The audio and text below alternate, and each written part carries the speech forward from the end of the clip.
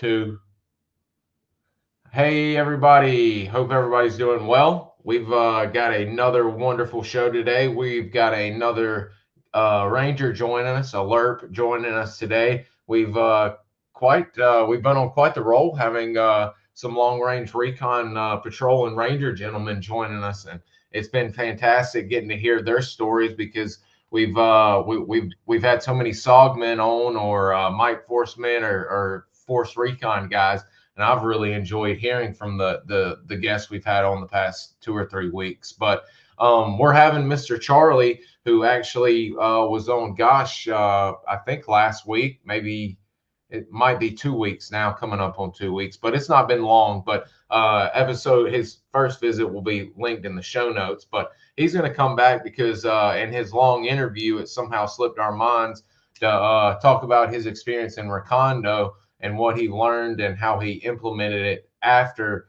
graduating Recondo School. So I'm going to hand it off to Mr. Charlie. And if y'all want to know how he got in the military and all that, that's for part one. If you've got questions for Recondo School and all of that, get them in. But if you want stuff like that, go ahead and watch the first one for that, where we're going to be talking about Recondo School and post Recondo a little bit. So Mr. Charlie, the floor is yours, so to speak. Thank you, Bud. It's an honor for me. One thing that I learned about the last podcast, which was I guess about 2 weeks ago, Bud, that you did with me being interviewed, is that your audience is, I'll tell you what, friendly. They're friendly. They're curious. They're very polite, and they just want to learn. And for me and the rest of the guys that I know that have been interviewed, and those that will be interviewed, have a deep appreciation for that. And we want to answer questions. We want to do whatever, just what can we tell you? Just ask. We're thrilled to death to do that. Anyway, once I was in country about probably 4 or 5 months, and I was very, very naive at age 20. I was asked if, I wasn't asked. I was told, Ochoa, you're going to Recondo School.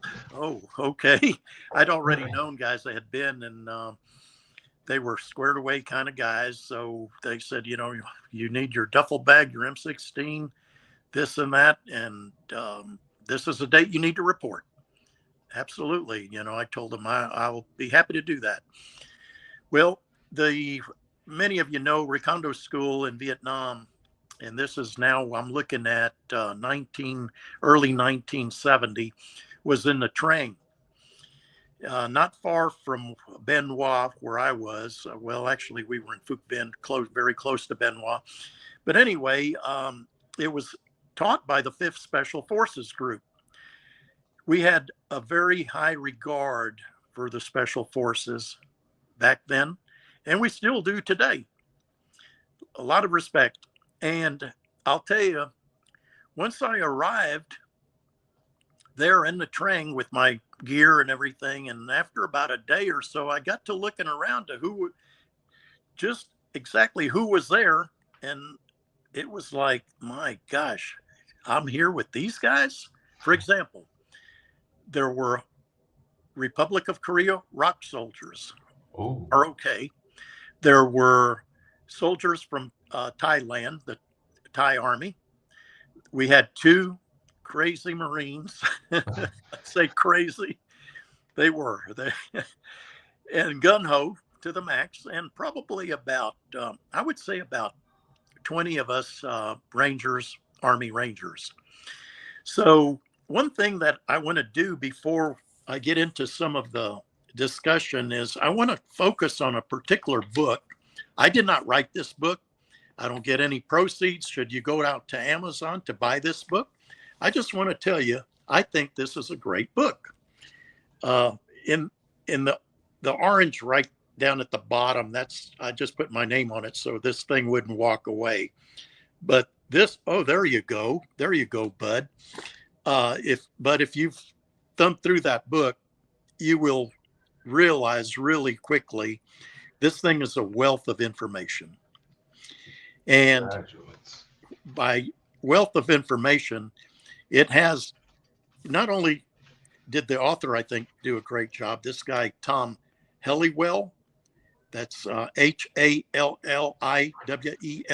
Tom, first name.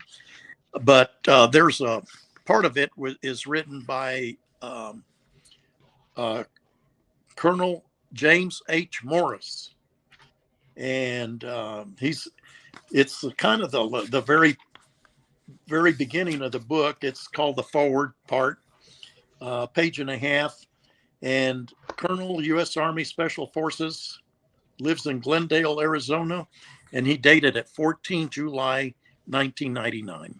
That's Major Morris right there, back when he was running the RECONDO School, as a matter of fact. Okay. Mm-hmm. So in this book that I'm referring to, you have a list of all the graduates. And of course, I want to make sure my name is on there, and it's on page 200, about the very top of the page. Also, you have a listing of all the cadre that taught at RECONDO School. Yes, all of the cadre. And it gives you some really good insight into the training, the topics, some of the questions that were asked, and kind of what the cadre thought about candidates. For example, it's a 3-week course, and within the first 5 days, they could determine who may make this to graduation and who may not. And I was reading that today in preparation for today's discussion. But anyway, within the book, there's some things that I just saw that caught my mind or caught my attention. And under chapter 2, it says, okay, each student sent for training had to possess certain prerequisites. Okay, so here are some prerequisites which really, they do make sense. Looking back 55 years or so. One, he had to be a volunteer. In other words, you're there with other volunteers. You had to be in excellent physical condition, which I didn't. I weighed about 135 to 140 pounds soaking wet. You had to have a minimum of 1 month in Vietnam. You had to have 6 months of retainability in Vietnam after graduation. So, my time in the field was a year. So after 4 or 5 months, this was very timely. And you had to have the Combat Arms MOS.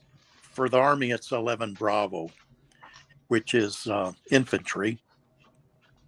You had to have actual or anticipated assignment to a LRP unit, and you had to be proficient in general military subjects. So you had to, for graduation, you had to pass written exams. You had to pass the physical training, the PT physical training, and you just had to have your nose to the grindstone, so to speak. So, like I said, this was a big honor to go to RECONDO School. We kind of looked up to those guys that went to RECONDO School and all that, and finished, completed the course and all that. You could kind of tell they were proud also. They had a little bit, just a tiny bit of swagger in their step, maybe. But there were other things that stood in my mind. The Rock Soldiers were hardcore Republic of Korea. They were just, I know the North Vietnamese hated them because they were just tough. They were just tough. So little did I know at the point of being sent to RECONDO School that this is one of those stepping stones to becoming a team leader. Mm-hmm. So I was sent when I was an assistant team leader, graduated, came back to the company, and probably within 30 days, I was told, Ochoa, you're going to be in charge of Team such and such. And boy, I tell you what, I got a golf ball in my throat where I could barely answer, okay. And I thought to myself, okay, that's a completely different animal for me. And what went through my mind, several things went through my mind, is if I lead, will my team follow? That was primary. And am I good enough to be a team leader? That was another thing. So I said to myself, I don't want to get anyone hurt. We're going to, from the get-go, day one, I was told, mission, men, and self. Those are your priorities, which I remember those vividly. So after graduation and taking over a team, I relied on what I learned in the Ranger training there when I arrived, the RECONDO School training, but also I had 3 outstanding team leaders that I pulled multiple missions with. First one was Dan Roberts. The second one was Ernest Beausarge, and the third one was Leo Rabago. Leo went on to become the command sergeant major at, Fort Bragg, and he was over 2 battalions of special forces. So many people, many individuals in our company went on after Vietnam to have distinguished careers. But back to RECONDO School and back to the 3 team leaders I had. I had a 4th team leader by the name of Jack Bowles, and I went out on his team as a substitute for one mission. And he was outstanding too, but primarily the 3 that I mentioned. But they had one common thing that I really respected. Now, they all had different approaches to running the team. Dan was kind of by the book, but very, very structured. I mean, extremely structured in what you were going to do and when you're going to do it. Very, very rigid. But at that time, I needed that because I was pretty new. Next, you have Ernest Beausarge. Ernest, and I was the RTO on Dan Roberts' team. Beausarge was more of a participative management style. Okay, guys. And I had some experience, so I could contribute some of my experience in the questions that he asked. Okay, guys, this is what I'm thinking we're going to do. Do you have any questions or anything on your mind that I need to know about, or anything maybe that I didn't look at? So that was that one. Third was when I was the ATL for Leo Rabago. And so he and I worked hand in glove together, and all our decisions were joint decisions on how to cover the area of operation and things like that. So RECONDO School was, my gosh, it was just a smorgasbord of different activities and different things that you could be exposed to. We didn't do any swimming at Phuc Vinh whenever we went through the Ranger training when I came in country, but the South China Sea was very close to Nha Trang, so that they had the capability to have boat training for infiltration and things of that nature. They had the McGuire rigs. They had this rappelling platform. It was like a big tower and it was boards coming down the whole side of the tower. When the Marines would rappel, first of all, they'd let out this ungodly scream. They'd jump off that tower, and about 6 feet before they hit the ground, they'd put the brake on. And I'm thinking, no, I'm going to have my 2 feet spread apart, and I'm going to come down the way they told me I'm supposed to come down. But the cadre loved it.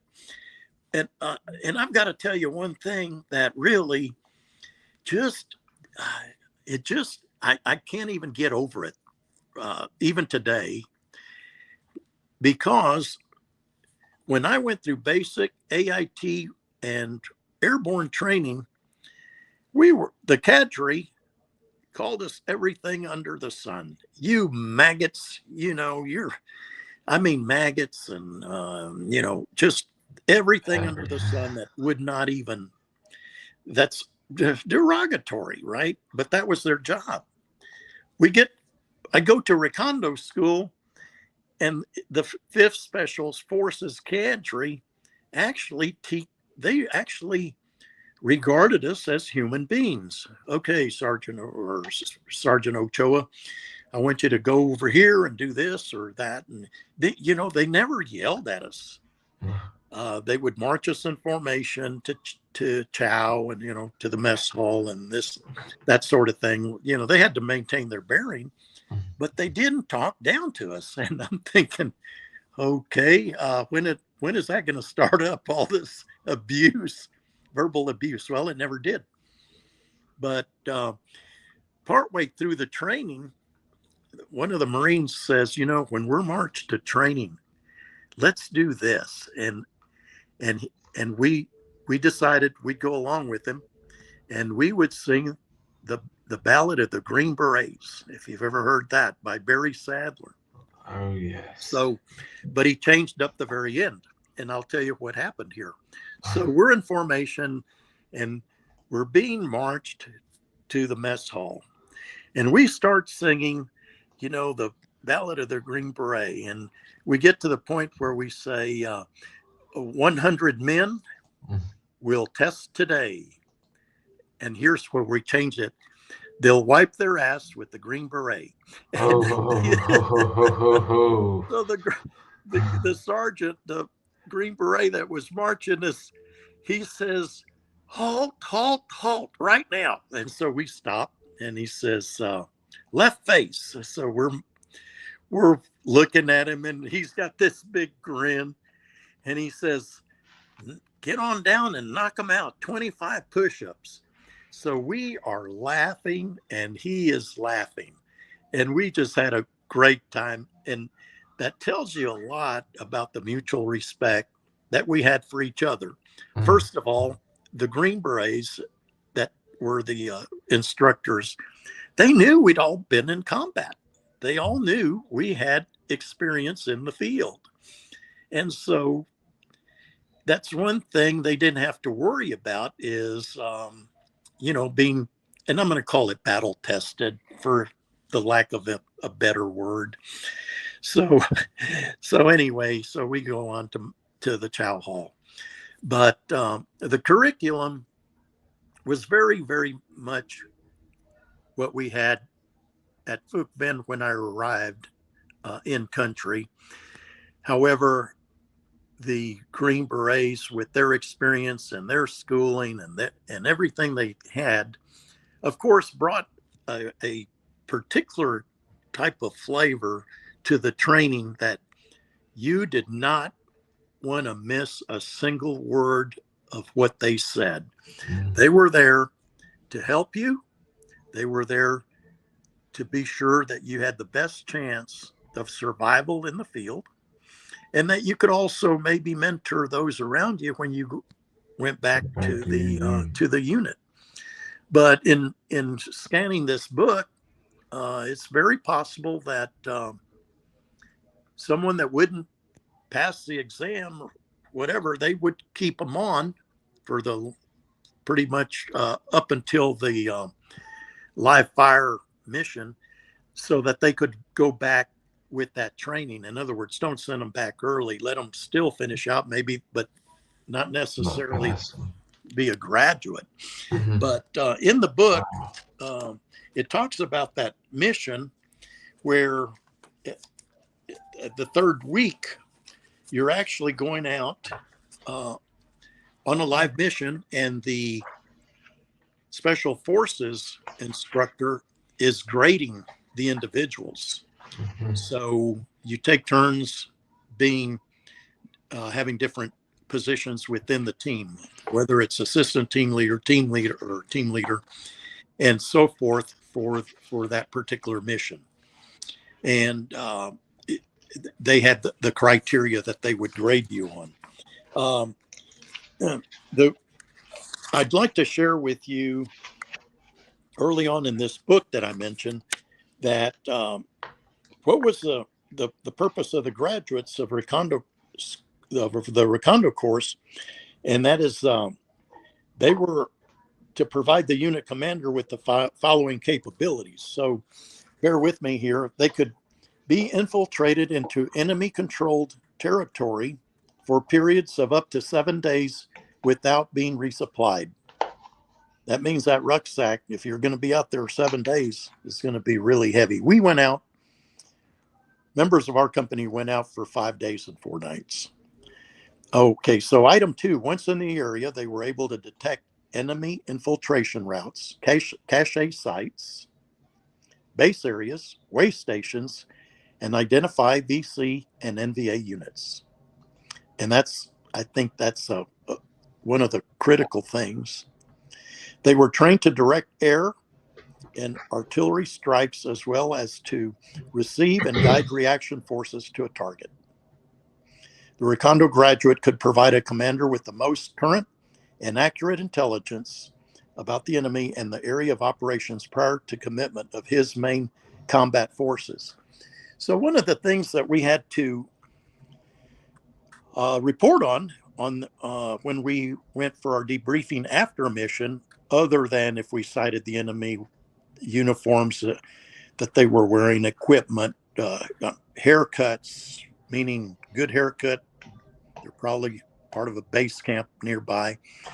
But we had to also, what kind of soil and the composition of that soil, sandy loam, trees. If there were trees, how far apart were they generally, and what thickness and diameter? So could they get tracked vehicles in there if they needed to? All of that was just critical information. Also, and one area of intelligence, and is if you have to blow your claymores, detonate your claymores on an ambush site, you had to strip the bodies. I kind of hate to kind of get into this a little bit because it's a little gory, but you have to take everything off of the enemy, everything. And what happened was two instances. One enemy soldier in his rucksack had American greenbacks, $50 bills, $100 bills, and what was surmised about them is they were tax collectors. So that tells you what they were up to. On a separate ambush, there was a flashlight that was found. Within the flashlight, wrapped around the batteries, was a map of the area and where forces were located and that sort of thing. So that provided critical intelligence. So that's what item 4 is to provide the current and accurate, most current and accurate intelligence about the enemy and the area of operations. So I just thought I would share that with you because that was really our charter and what we were there for. And one of the things this talks about in the book is the live mission and going on that live mission, because that was your graduation project. And there were, in this book, I recall previous readings, how students were actually killed on a mission because of they made contact with the enemy.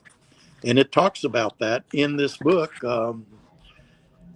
how it was live through it, and you get to graduate more than likely. So anyway, there's a lot of there's a table of contents, a glossary in this book that I thought was very, very interesting.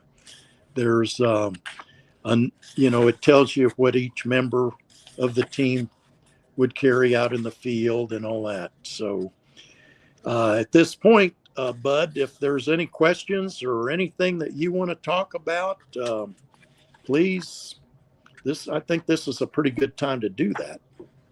Yes, sir. Here we are looking at Mr. Dan's PDF that he sent us that shows some of the areas they operated in for his 2 live fire missions to graduate, and then his graduation plaque and his RECONDO graduation number, which was pretty interesting. But yes, I was, and guys, it's a little bit of everything. It's a great book.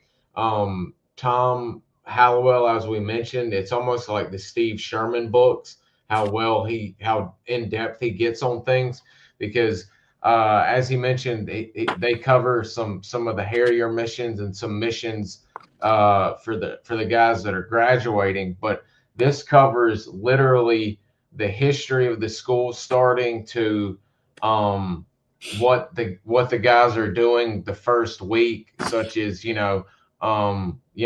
breaking it down from day one. PT at 06:30, breakfast 07:30, commo training, and next day's map reading. So I mean, it is amazing what all they're learning. And then the test alone aren't just the live fire. There is a ton of classwork, and we've got some photos of that I was going to show.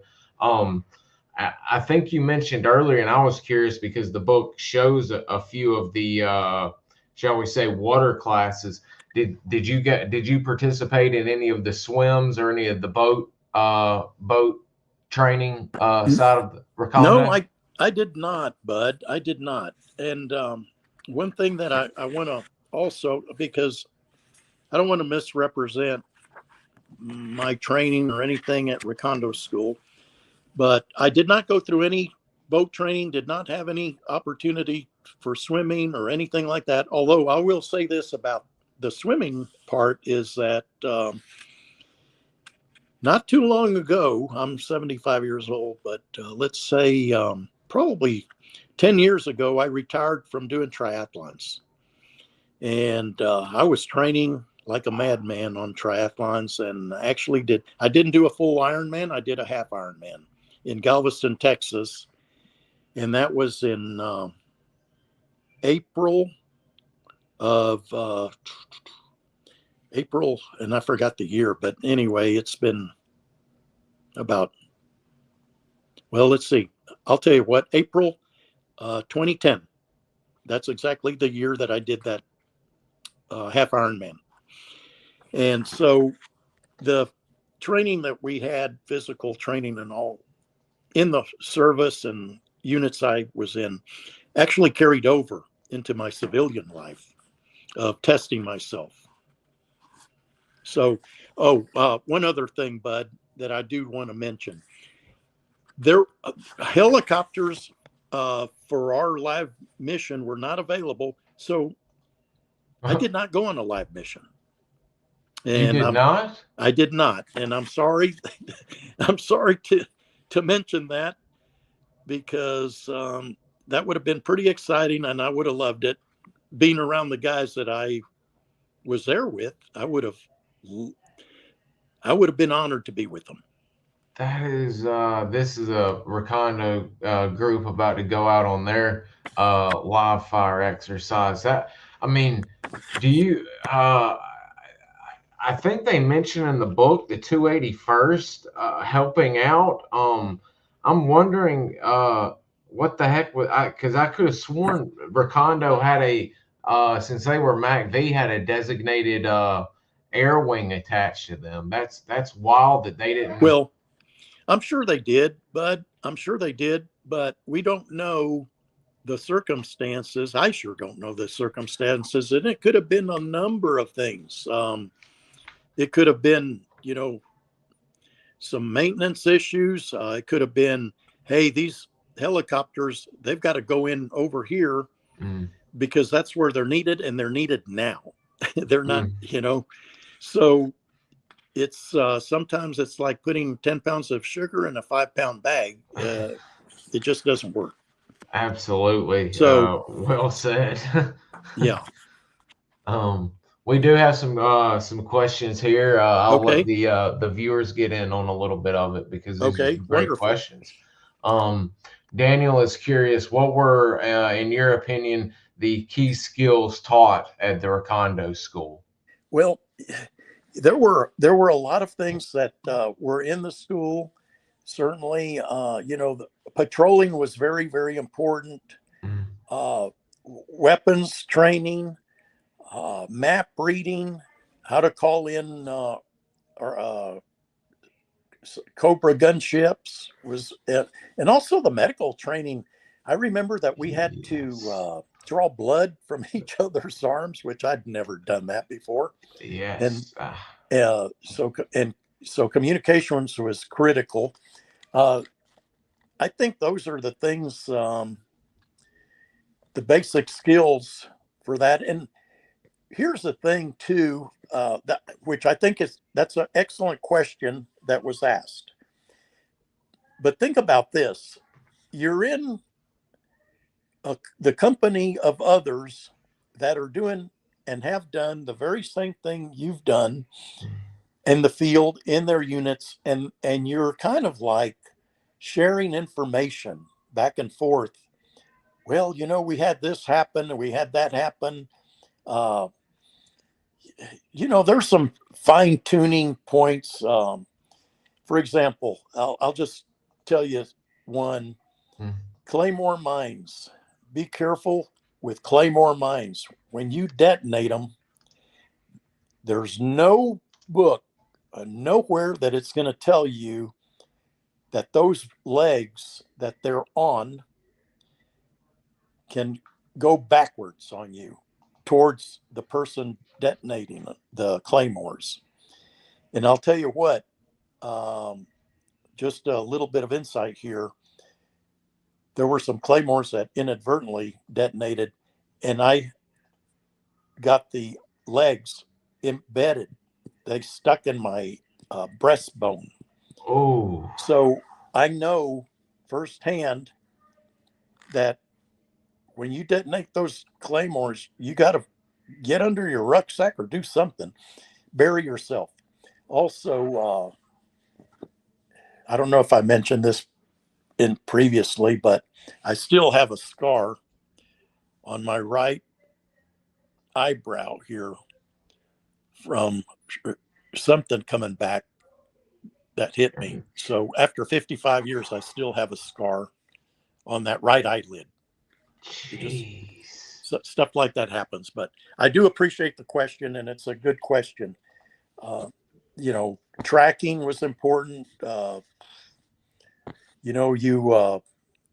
If you have to hunt someone down that's wounded, it's critical on how to go about doing that with the blood. If it's, you see the blood on leaves that say chest high, and it's got bubbles in it and things of that nature, more than likely you hit a lung, and that sort of that's what I recall about tracking, and being able to read trails was important. Wow. And there, I mean, guys, the book, I just posted links in the group chat of where you get it at Radix Press, which is Mr. Steve Sherman, who I'm hoping to have on here in the coming weeks. And also it is on Amazon. I posted that as well. But you had mentioned medical work, because they do talk a lot about it in there. Were you guys getting straight trained from the Special Forces medic, or were there a lot of class members in there that were medics, or were you all in there together learning all of this medical curriculum at the same pace, not having, I'm assuming y'all knew a little bit because y'all were Rangers and such as that, but right. Were they more or less teaching y'all a lot more than y'all would ever hope to gain in the regiment and in the company, Yes. I should say. Yes. They did. They sure did. And in the medical training, there's somebody wounded. Here's the things that you have to right away. Open the airway and do this and do that. All the, you've got a checklist. It makes it easy. To have a checklist, and whatever acronym they come up with, it means something, and that's what you follow. We never did draw blood on the initial training that we had when we came into the Ranger company. So that was a little bit of an eye opener to be able to do that, because you never know what you might have to do administering, whatever it might be, plasma or morphine or this or that. Yeah. So anyway, that was one of those critical things. And then the medic bag, whoever was the medic on the team, boy, they had a whole bunch of different pills. Some pills were for, no dose and keeping you awake, to bug bites and whatever else you might encounter. Yeah. But so as far as the cadre is concerned, the Special Forces guys, they have a pretty good curriculum that they can go through in medical training at Fort Sam Houston, where right here in San Antonio, where I live. It is extensive medical training. Oh yes. Now, whether they had any of those people had gone through there, as far as the cadre that taught us, I don't know. I have no idea what each of their backgrounds was, and also bear in mind that's over 55 years ago. So I'm sure if they had some medics in the group, I'm almost certain of some of them that they went through Fort Sam, because that's where the GOAT lab and everything was there for a while. My good friend and third team leader I had, Leonard Robago, went through the Special Forces medical training at Fort Sam Houston. And wow. I was able to meet with them and have lunch one time and things of that nature. But they do some crazy things in there that, for example, they will take a goat and they will inject it and make it ill. Mm-hmm. And it is your responsibility to bring that and nurse that goat back to good health. If the goat dies, you fail. Mm-hmm. So that's do it with gunshot wounds as well. I mean, that's why the Special Forces and Army medics are the premier medics there are. Not knocking the Air Force guys. They're great, really good actually. But for combat conditions and all of that, there's nothing like a Special Forces trained combat medic out there. I mean, they're just light years ahead of the game. Good points, bud. Good point. And it's amazing. You mentioned go pills and all of that. The final exam goes between asking you when you should tell your FAC you are at a 7 o'clock position to bring him in on a gun run. When should you smoke? And then it pops into the medical side and says, what is the maximum dosage for dextroamphetamine in a 24-hour period?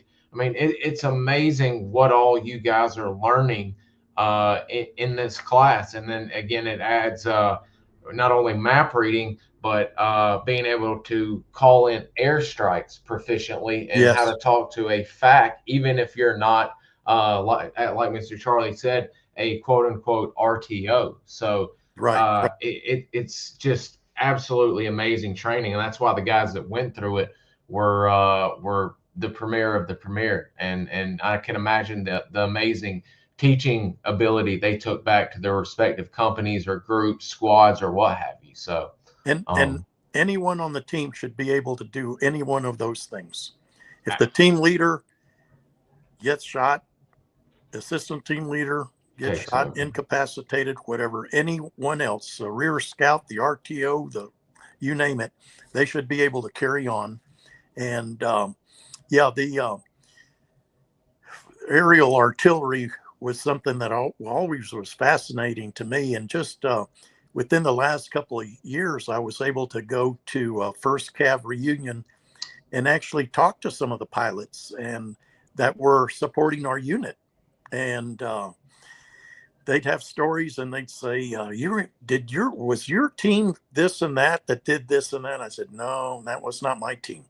But they recall things. They recall. And, first thing on a contact and you have a Cobra that's circling around you, a Cobra gunship is throw a smoke out there and it's going to be either a yellow, a purple, or a red. And they have to identify it. I see Goofy Grape. Yes, that's our position. I want you to make a run from east to west to the north of us. And I want you to start out at, say 40 meters or such. And he'll make that run just the way you want it. And, you want to bring him in closer, you do that. And he'll be coming in with his rockets, his miniguns, his 40 millimeter grenade launcher under that Cobra. And it's a game changer when you get them on station. I mean, I was in a real tight situation with our team one time. And I said, oh my God, this doesn't look good, until the pilot came on station, the Cobra pilot, and it was a sigh of relief thinking, oh my God, we've got a chance now, because it's a game changer, a psychological game changer and physical game changer. Oh, I mean, I can't imagine what it's like. There y'all are, pinned down. I mean, you're doing your best you can to shoot and all of that, and you hear off in the distance that purr and beating of the air that a Cobra creates, and the next thing you know, you've got rockets, Right. 40 millimeter cannon, and minigun coming in, just rocking the area. And like you said, being able to read a map and know where you are and the enemy is absolutely vital. And I can imagine not only Army learning in the Army and basic training, and then learning when he first got in country with the Rangers, but then also in Recondo School, you probably got to where you could read a map, better than most, shall we say? Yes, if you want to get back, yeah, you better learn to read a map. Ain't that There's no the truth? gas stations out there to ask for directions. No, sir. No, sir. Let's see. Daniel's got some good ones. Here we go. Wait, let me get my questions here that flow. Where was Recondo School located? Nha Trang? Yes, it was in Nha Trang. That's correct. Okay. Run by the 5th Special Forces Group. And it's very close to the South China Sea. Beautiful beach area. Yep, I never saw it. I think I'll look and see if I've got some photos of them Okay. out and about. But let's see here. Always interested about this, and the viewers are have been really interested hearing about the Australians working with the SF and the Mike forces. But were soldiers from the Allied forces, such as the ARVN, the Australians, the ROC, allowed to attend Recondo School? Yes, the answer is yes. I wish we would have had some Australian troops in our class at Recondo School. As I mentioned, we have the ROC, Republic of Korea soldiers, and there were 2 lieutenants with that group. Those lieutenants had gone to the equivalent of West Point in South Korea. And I'll tell you a little bit about our graduation party as it related to these Korean soldiers. And then we had about 10 from Thailand. Oh. And all these guys, they had their own interpreter. So as we're going through map reading and things, and we're at the front of the class, they're in the back of the class going through the same curriculum, learning the same thing. So there was never any language barrier because of the interpreters that they had, and their own instructors in their own language. But certainly we did, in our company, we did have ARVN Rangers that went out with us. I went on one patrol where we had 2 ARVN Rangers, good, solid troops. Let's see, as far as from other countries, I did run into some Australians when I was maybe like in Tansanut or those places with their really distinguished hats, talked to them and everything. But no, they were not in our class. We didn't have ARVNs in our class either. I'm not sure that ARVNs went through the RECONDO School, but I know the other countries that were there in Vietnam did have participants. I'm wondering if Nha Trang is in the same AO as in 3 Corps as Long Ton, where the SOG 10 school is. If that was the Aussie AO, so to speak, because I know the Aussies flew a lot of the SOG 10 school final exam missions and all of that. I've always been curious if Nha Trang was a large Aussie population. I need to look into that and see. Okay. Oh, this is interesting because we've seen a lot of photos. I just showed some with 45s and some AKs, but Daniel's curious, what kind of weapons training and equipment training were the RECONDO trainees schooled on? Well, basically, whenever you report to RECONDO School in Nha Trang, you're told bring your M16. So we get into the Ranger unit initially. We go through our training like we did at Phuc Vinh, initial Ranger training, and we're all issued M16s. I did switch to AK-47 for several months, folding stock, easy to carry in the jungle. Yes. Craig loved the M14 because of the knockdown power. The M16 has such a high velocity that you can shoot someone and they still run off. A little bit different with an M14. And some in our company carried CAR 15s. You were welcome to bring a CAR 15 to Nha Trang to RECONDO School. And on page 65 of this book that I was mentioning to you, it says quantity, in other words, how many of each, and then item of equipment. And it says, as far as quantity, 1 AR-16 or CAR 15. Mm-hmm. So they were fine with CAR 15s.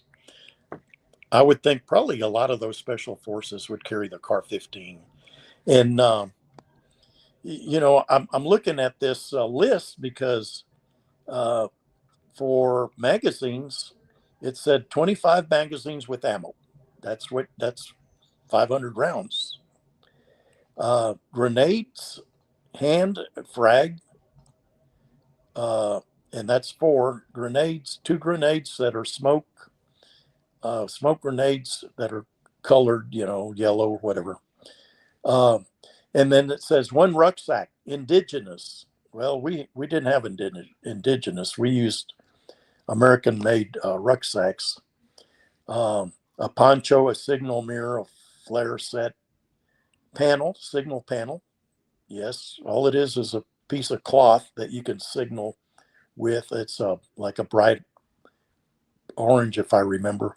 A strobe light, flashlight, insect repellent, leech repellent, 20 feet of parachute cord, a compass, a notebook. So all of that equipment is pretty much what we carried in the field at our unit, and then what they want you to carry in RECONDO School. So I hope that answers the question. Any Swedish K at RECONDO School? Well, no, but oddly enough, the one and only mission that I had with Jack Bowles, we actually ambushed one Viet Cong that was carrying a Swedish K. So anyway, we didn't carry them. The enemy did carry them, but I never saw someone in the field with the Swedish K, whether it's in the Trang or whether it was in our company.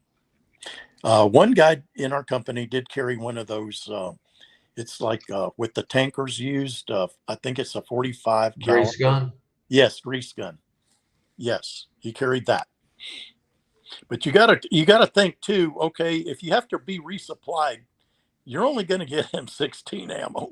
Yes, You sir. can't. You don't have a menu to say, I want 1,000 rounds of 45s M16. and Yeah, 5.56. I want 400 rounds of 45 caliber.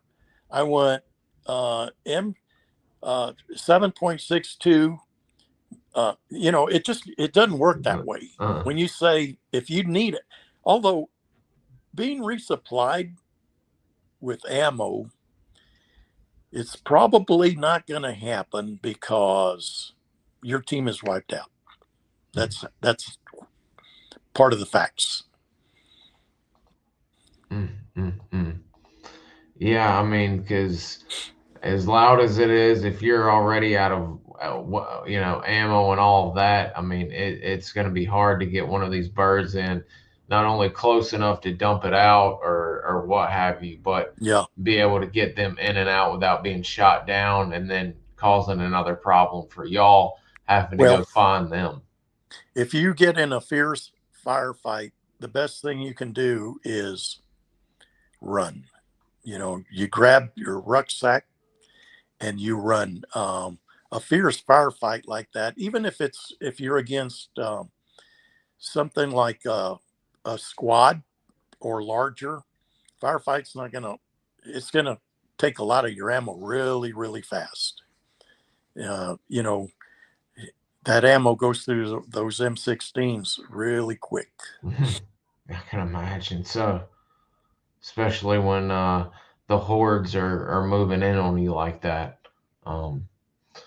We had three more good questions, and then I think two, and I wanted to show some photos that were really cool with your patch that you have. Okay. This is interesting considering we hear about all the dropout rates with buds and all of that this day and age, but was there a dropout or what was the failure rate for RECONDO School? I got to tell you that I think the failure rate for our particular class was 0. Wow. That's just my opinion. I really don't have statistics on that, but it just seems that the dropout rate was 0. Let me give you a little bit of my reasoning behind that. First of all, each company, let's say it's a Ranger company, let's say it's the Marines or whatever, that sends, you only get a couple of slots for your particular company for a class, for a RECONDO class. Oh no, I hope his phone didn't die. What happens is, there we go. You have to pick, you are handpicked to attend RECONDO School. Now, aside, I'm not even talking about me, in this. I'm not trying to blow smoke or anything like that, but you are handpicked. Your performance is going to reflect on your company. Oh yeah. So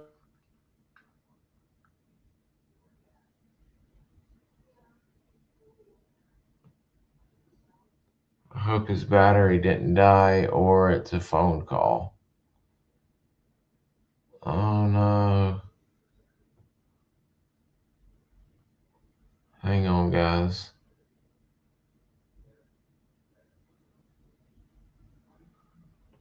This could be a phone call or his phone died. I'm hoping it's a phone call. We'll find out in just a second. Hang on. Because we only had a few more questions, and then and then I've got some photos of him where he's actually got his Recondo School patch on right here. Mail call for the guys. Oh, and I have got a modern day special forces vet and contractor who is just on the team house. Gonna have him come on. I've got to make contact with him, and I've got a Loach pilot that did pink team operations with Cobras and some other cool stuff, and he is going to be coming on. I talked to him next week. We've got a show Monday and Tuesday. DPAA archaeologist that goes looking for our MIA will be on. So next week we've got some good shows, and I'll be lining up some shows. Let's bear with him for a second. Let me see if he's on his iPad.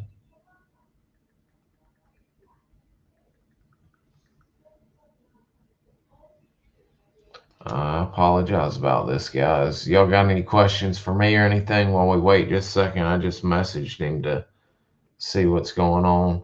He's on his iPad, so I'm afraid his iPad might be dead. It keeps popping on and off.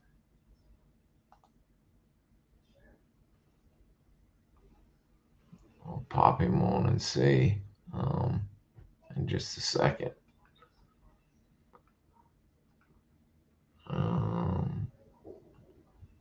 No, Daniel, you're definitely not wrong.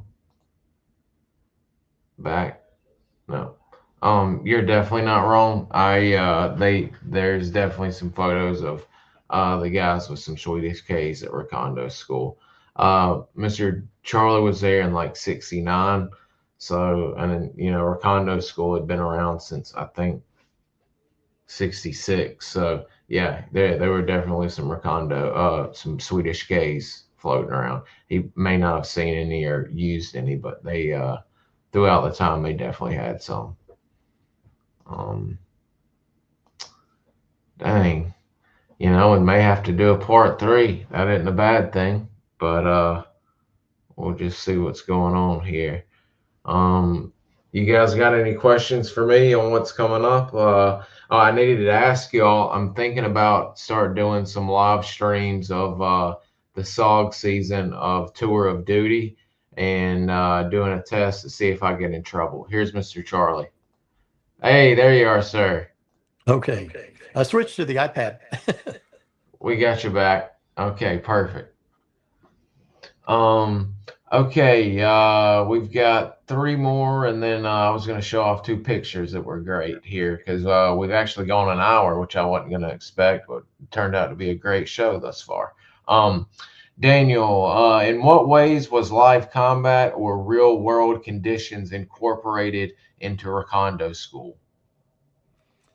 Well, here's a thing.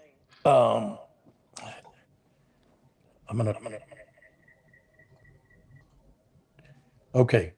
I was on my iPhone and then I switched to the iPad. But okay, Daniel, that's a great question. Your questions are always good. I recall last session. Everything that you do at Recondo School for your mission that you go on for graduation is exactly the way it needs to be done because you are going into enemy territory. These missions that we're talking about, when I say live combat, it's like a for real. You're put in an area that you need to find. You're in the kind of the mountains around Natrang that they want to find out more about the enemy and who's going around in there and operating. But it is you use, live fire. Everything is for real.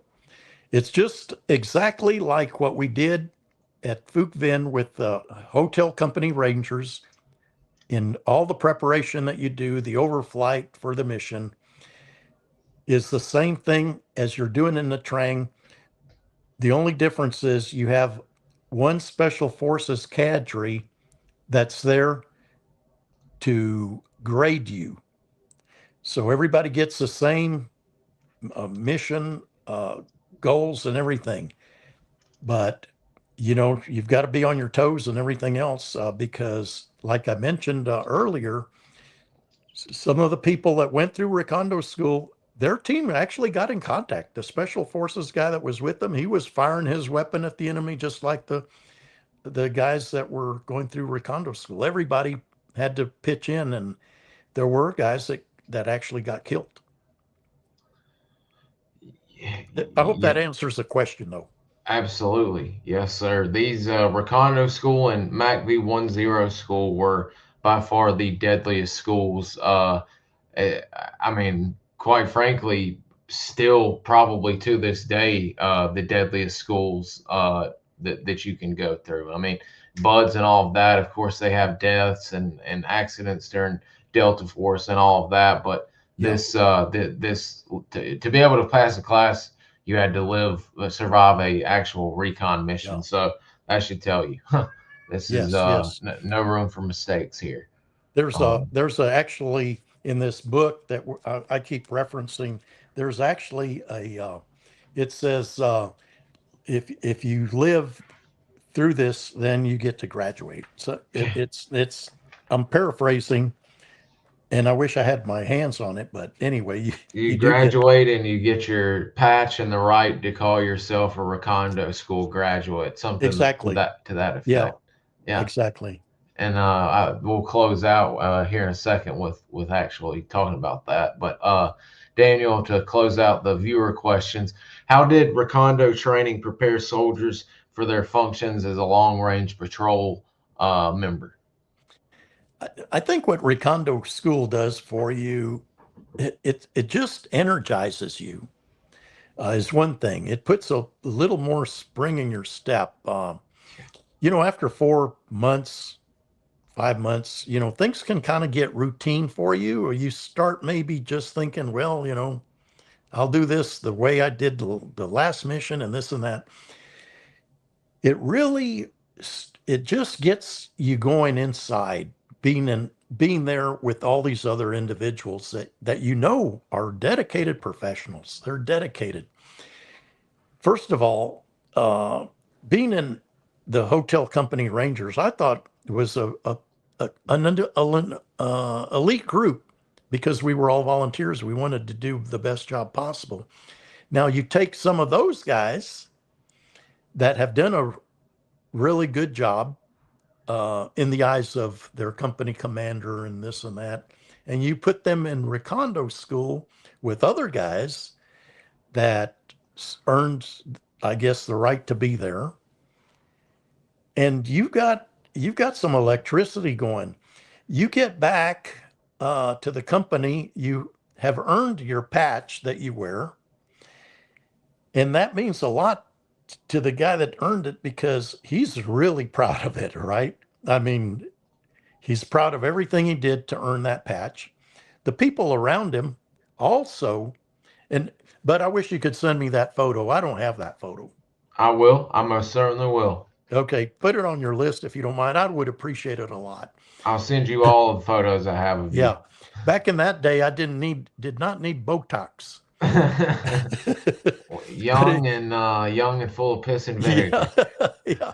And no waistline either. No. But anyway, so it gives you confidence is the other thing, Daniel, because you have just refreshed your memory on all the training that you had initially, plus additional things that you learn, kind of a fine-tuning thing on the patrolling and things of that nature, and the fact that you were able to talk to other students about how they did things, what worked for them, what didn't work, what to be aware of, where are the danger things, how can you avoid some of the danger situations when you're in the field, before you set up at night, double back, do a button hook. You don't want any surprises on how that trail could wind back behind you, which that could be an instance where things couldn't would, go bad for you if that happens. So there's just a lot of things that fine tuning. It's a fine tuning thing. Think of it as a charm school, where you pick up some extra tidbits. But I think that the RECONDO School certainly gives you that confidence that the 5th Special Forces Group shared with you on what your job is and how to go about doing it.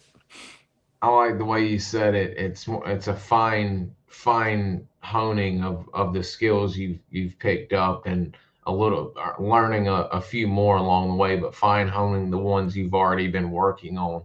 I like the way that that is, and when you graduate, you get your diploma. You get I believe I think a RECONDO pin, and then the patch, which we just showed Yes. that you get the right to wear. Yes. And is that I know some units are kind of weird about guys not wanting to look like guys are wearing all kind of flair and all of that, but were your COs and everything okay with you wearing your RECONDO graduation patch on your uniforms and everything while around base? They would be proud of you for 2 things: not only earning the right to wear that patch, but also for graduation from RECONDO School. They expected you to graduate. Making the company look good. Yeah, they expected you to graduate. You earned it. You wear it just like a jungle expert badge or anything else. Yes. One real quick thing here, Bud. Absolutely. And that is that I mentioned I was going to tell you a little bit about our graduation. We had steaks in the evening on the last day for graduation, and everybody went back to their units the following day. But so there's beer. Everyone's has a beer, this and that, and so I'm looking at this one Korean soldier, and he's kind of acting goofy, and he's getting a little silly and getting out of hand. I did not see this, but I didn't see it coming. I saw the results. One of the lieutenants, I told you there were 2 lieutenants, ROC soldiers that had gone through equivalent of West Point in South Korea, came up to this guy with his M16 and hit him with the butt of the M16, bam, just like this, on the side of the jaw. This guy, his eyes roll back, and he's laying there flat on his back. 2 Korean guys, one got him by under the armpits, and the other one on his legs, and they carry him and they put him in his bunk. I looked at that and I'm going, holy smokes. That lieutenant never said a word to the guy.